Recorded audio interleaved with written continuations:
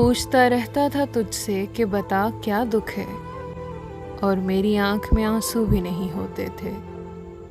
मैंने अंदाजे लगाए कि सबब क्या होगा, पर मेरे तीर तराजू ही नहीं होते थे। जिसका डर था वही मालूम पड़ा लोगों से, फिर वो खुशबख्त पलट आया तेरी दुनिया में। जिसके जाने पे मुझे तूने जगह दी दिल में, तुझसे शिकवा भी अगर करता तो कैसे करता, मेरी किस्मत में ही जब खाली जगह लिखी थी।